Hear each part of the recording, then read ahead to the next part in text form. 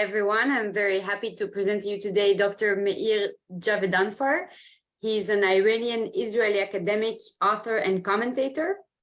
He's a lecturer in the Lauder School of Government, Diplomacy, and Strategy at Reichman University, where he teaches contemporary Iranian politics. Although today's topic is, as David said, the Iranian threat, considering what happened today and what happened in the last few days, I should start with this one question and ask you, Meir, how is Iran looking at this?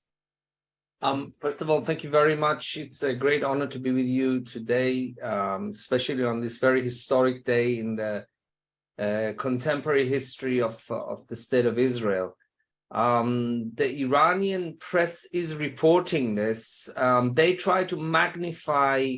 They report on the excuse me, demonstrations, and what they do is they try to magnify any statement that's made by any politician regarding the possible disintegration of Israel. That if the planned government judicial changes happen, there will be a disintegration of Israel. And so if anybody makes a statement regarding this issue, they magnify it.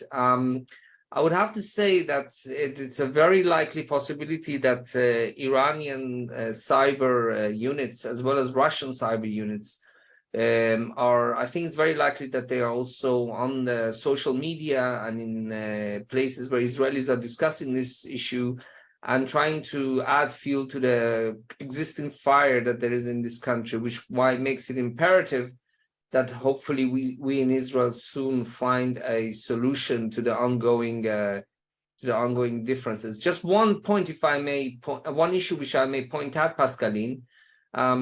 It speaks volumes about the level of civil society in Israel and the civility of our civil society.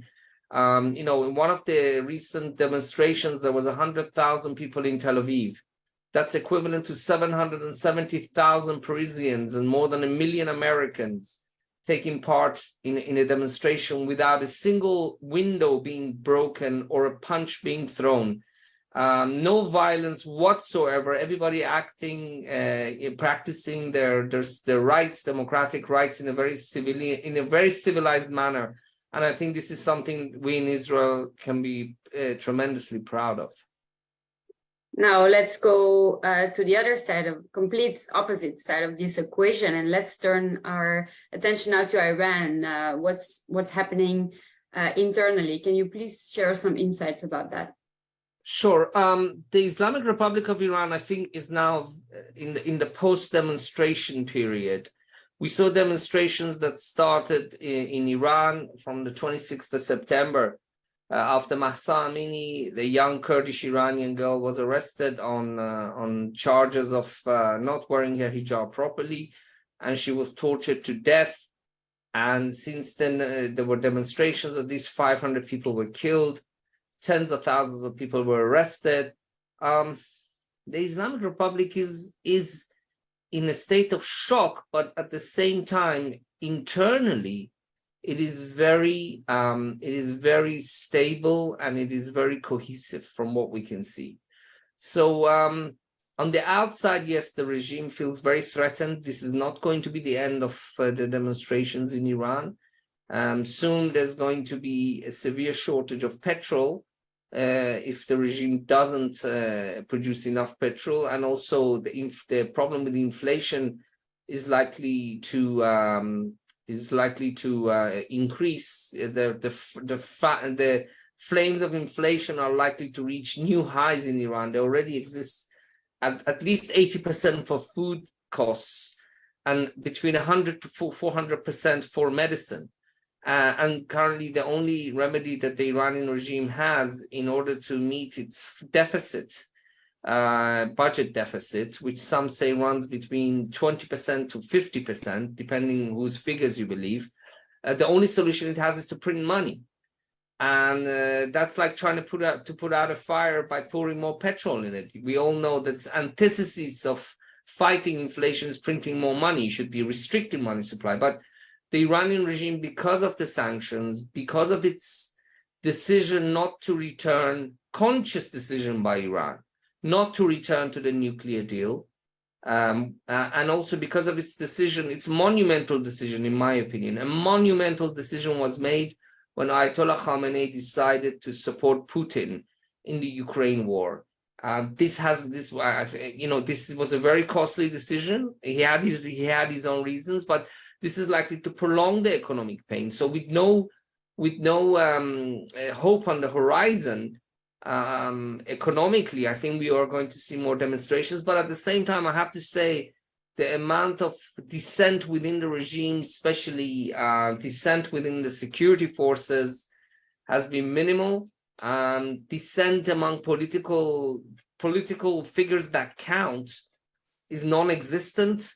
We can talk about why later on if you wish, but the regime is feeling concern, and justifiably so, because of what's happening outside its network of power and influence. But inside the regime, I think is still very cohesive, and it's very much available. It's very much up and fighting.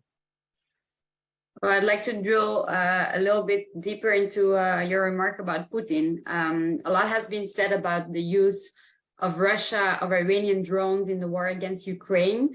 It has shed light on growing Russia-Iran cooperation. Can you please shed some light on this? Sure. As I mentioned, this was the decision to support Putin was a monumental decision by Ayatollah Khamenei. He had the choice just to stand on the sidelines after Putin invaded Ukraine and say, okay, we'll support you in the UN, but that's about it.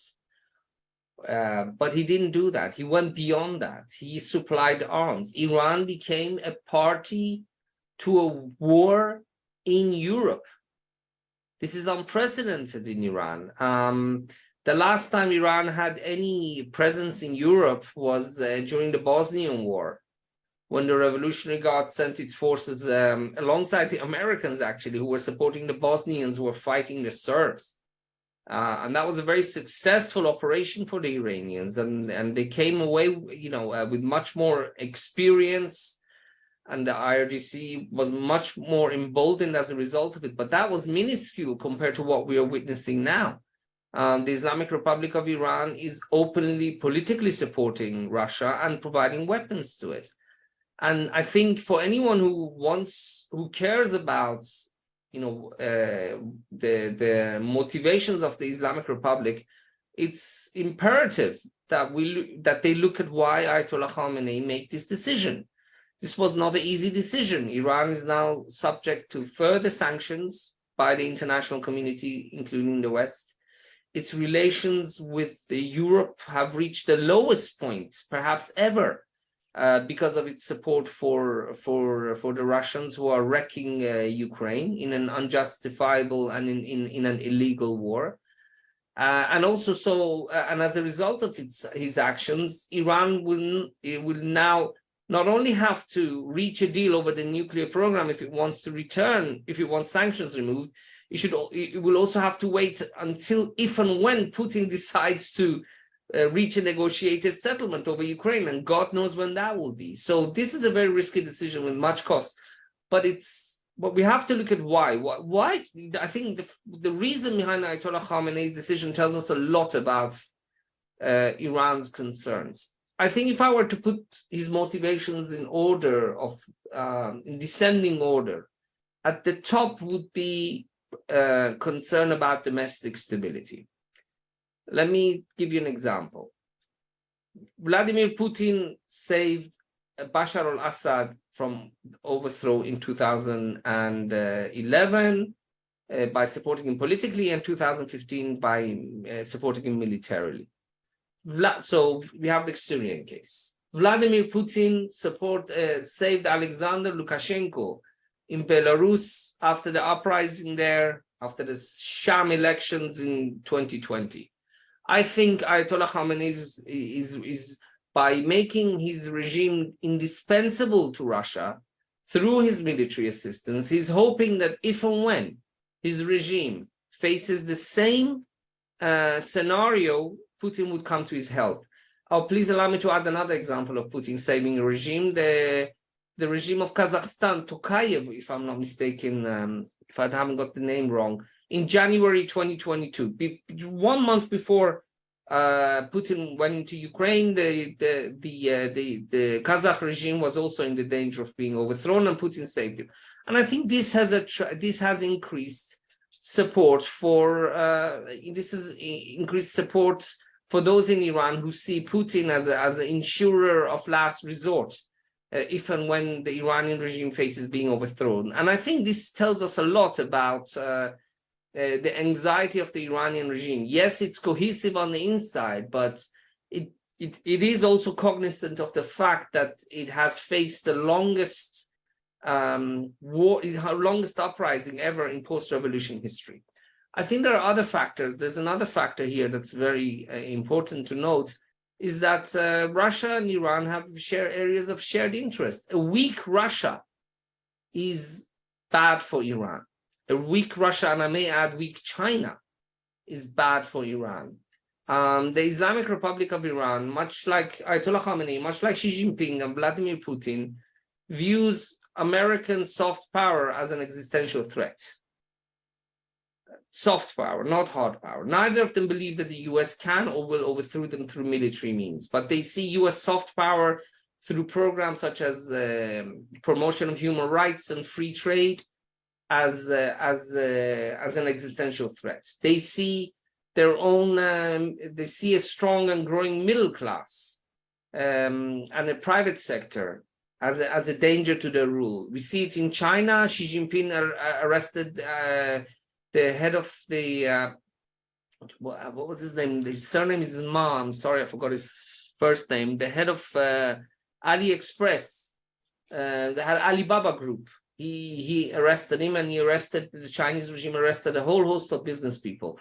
We see what Vladimir Putin makes sure that Russian oligarchs don't become too successful and independent. The same for Iran. These three regimes view a growing private middle class as an avenue for American influence, and they feel that they have to work together and to fight together against this and against US presence on in their regions. So Iran is concerned about Russia, for example, pulling out some of its S-300 anti-aircraft missiles. According to newspaper reports, the Russians removed the S-300 missiles from Syria, and lo and behold, a month later, according to foreign newspaper reports, Israel started attacking a new target that it hadn't attacked before, and they are the Syrian International Airport, both in Aleppo and in Damascus. And the Iranians really felt it, that a weakened Russian presence in Syria has emboldened the reported Israeli attacks. The same in Azerbaijan and Armenia. The Iranians don't want a strong Azerbaijan. They see Azerbaijan as an ally of West and Israel. And as soon as Russia is weakened, we see the Azerbaijanis challenging Iran's allies in Armenia. So overall, this is another reason why it's important for Ayatollah Khamenei to keep supporting Putin. I could go on. This is a subject I'm writing an academic article about, but I think we are limited in time, but I can answer questions later. I want to go back to your point regarding Europe. You mentioned that Iran's image is at an all-time low in Europe. For reasons that we've just discussed, Iran's domestic repression, growing military alliance with Russia. There is a lot of backlash in Europe. There are sanctions against Iran, and there is currently a campaign going on to designate the IRGC, the Iranian Revolutionary Guard Corps, as a terrorist organization, both in the EU and in the UK. How is Iran reacting to these developments? And I think you've already answered this question in a sense. With Iran behaving in the way it's behaving to get Russia on its side when it will be needed. But can you be maybe a little bit more specific? Has there been any Iranian comments about Europe specifically? Well, Pascaline, there's another thing that the Iranian regime is doing, which is kidnapping dual European Iranian citizens or European citizens in Iran. And this has further pushed Europe to Israel's corner. especially, and has made Europe more anti-Iranian regime. We see, I think there's a French hostage. These are hostages. There's a French hostage that's on hunger strike in Iran because of what's happening to him. I'll be honest with you, with all due respect to the Europeans, I don't think they care much about what the Iranian regime does to the Iranian people. We didn't see them do much against the Syrian regime, who has killed 500,000 of his own people. I think the biggest reason why the Europeans are now suddenly taking up notice, and I can understand why, is Iran's support for Russia in Ukraine. The geopolitics is very important, which is why it goes first before politics in geopolitics. Geography is very important. For years, the Europeans were geographically not affected by what Iran was doing, and their priority was elsewhere. And so they were not that cognizant in the same way of the threats posed by the Iranian regime as we are. In the state of Israel, because we are geographically closer to the Iranian regime, and also because of the ideological hatred that the Iranian regime has against us. But now, as a result of, I believe, Ayatollah Khamenei's miscalculation, Europeans are very much on board. Suddenly, geography has caught up on them.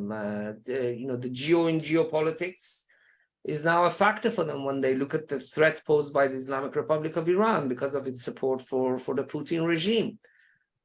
So I think that, and the fact that the Iranian regime is kidnapping their citizens at an unprecedented rate, I think they're taking a more anti-Iranian regime attitude.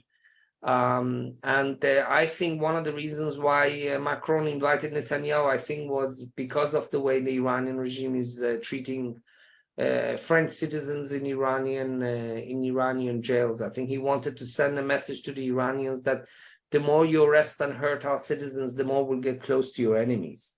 And I think this is one of the reasons. And I think we have a lot to work on with the Europeans. On this, which I think why your organization is doing a great, amazing job. It's very, very crucial. But, in terms of Iranian, Iranian human rights, yes, I think what has brought it to the fore is the Ukraine war. But I have to say at the same time, there are incredible things happening in Europe. If I'm not mistaken, Prince Reza Pahlavi is going to speak at the Munich Security Conference. I've been informed. I have to double check it. I think that's very, very important, and I think it's very important that we continue working with Europe on this. Yes, that's a very important point that you mentioned, because regarding the Iran and Russia cooperation, because this is a point that we are really focusing on FELNET, because it's a real eye-opener for Europeans.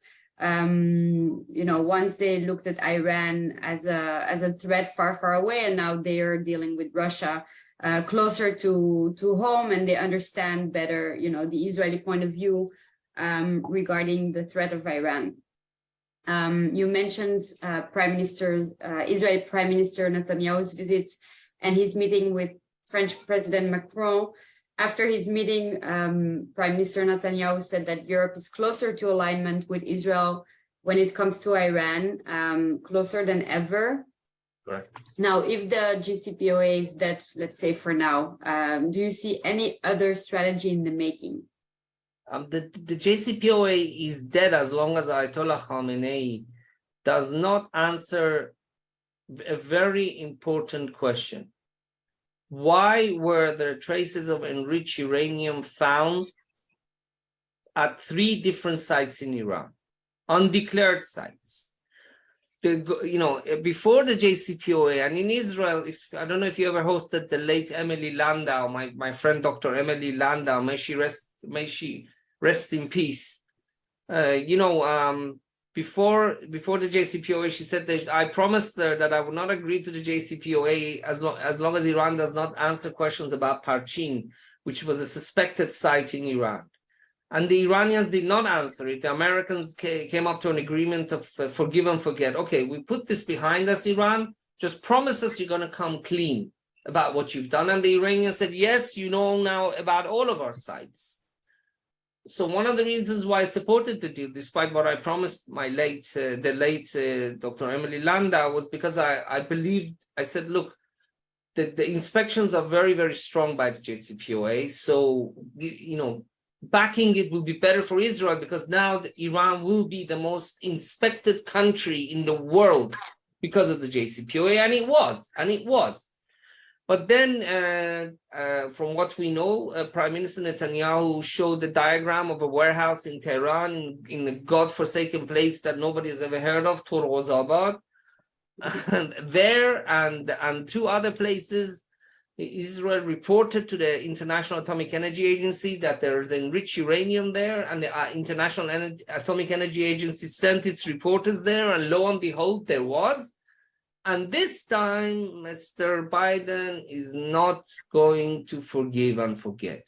Obama forgave and forget about previous suspected activity on the condition that Iran would come clean. It seems that Islamic Republic of Iran has not come clean. And this is why I think this is another reason why Ayatollah Khamenei is going to support Putin, because he has nowhere to turn to when it comes to the nuclear deal. Because, you know, you will have to admit that Iran lied to Obama by not declaring 3 different nuclear sites. But this is the situation right now, and the nuclear deal is dead, to be honest with you. It's just that nobody wants to issue the death certificate.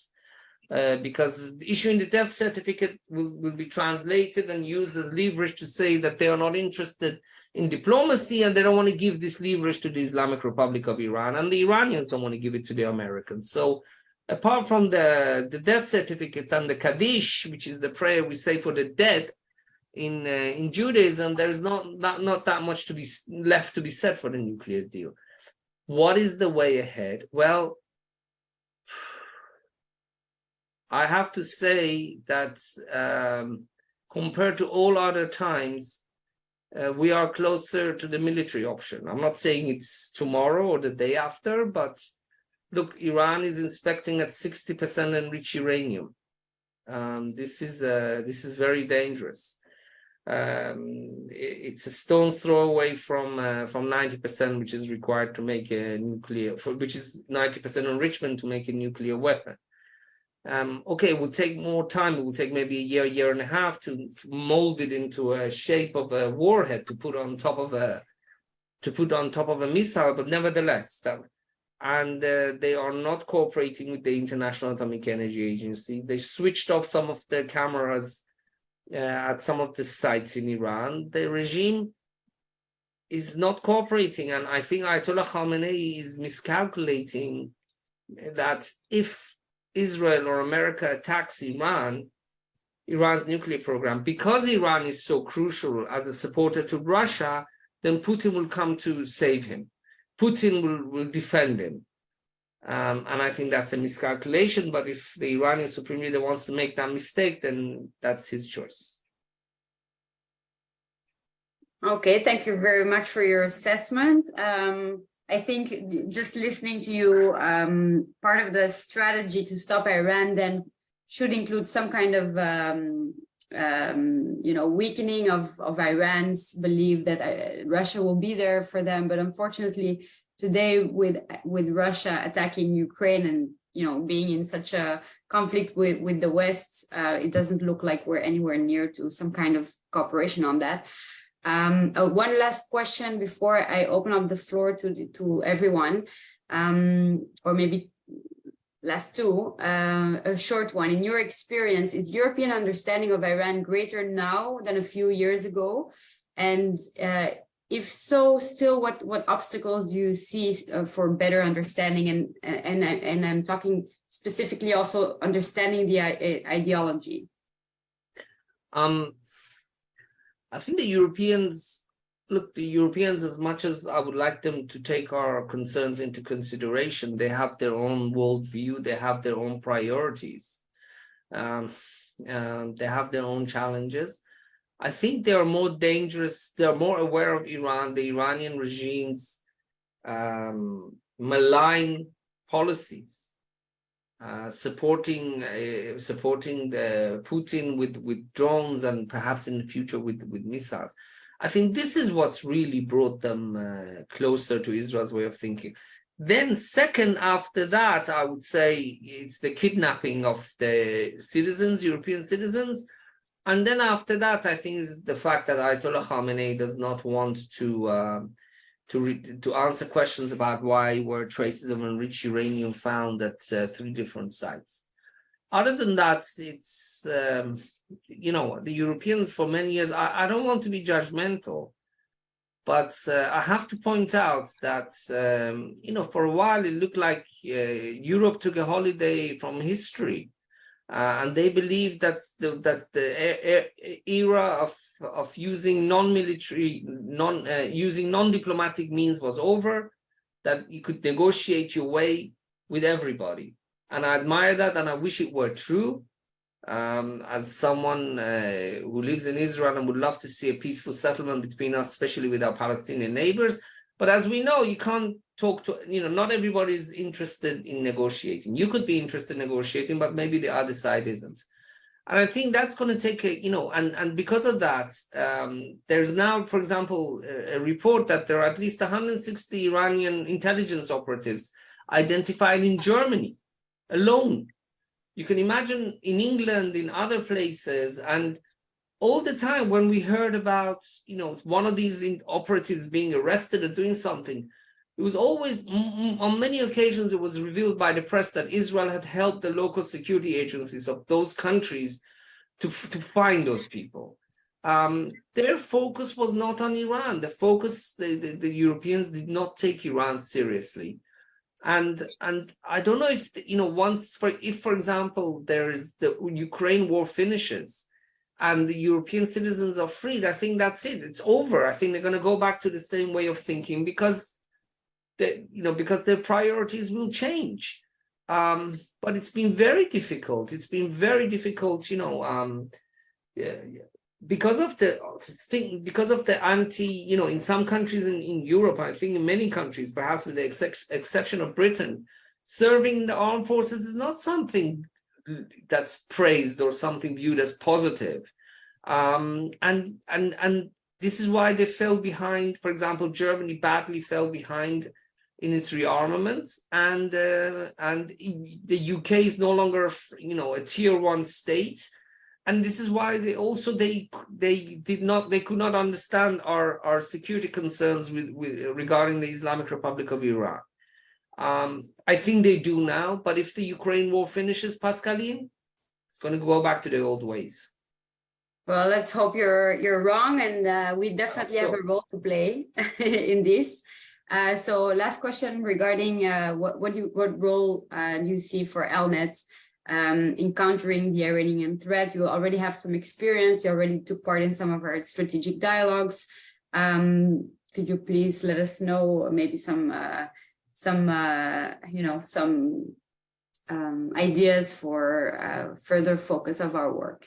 Sure. I think it's very important to, when talking about Iran with the European diplomats or think tankers or intellectuals, to point out, first of all, the rich history of Iranian Jews in Iran, the wonderful relationship that we had with Iran prior to the revolution, that much like Iran's conscious decision to support Russia's invasion of Ukraine that damaged Iran-EU relations, it was the Iranian regime's conscious decision to support Israel's enemies from 1979 that caused that damaged the relations between the State of Israel and Iran.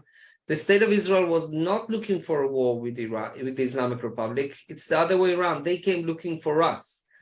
And from there to inform them about the ideology of the Iranian regime, how on numerous occasions Israel has tried to reduce tensions.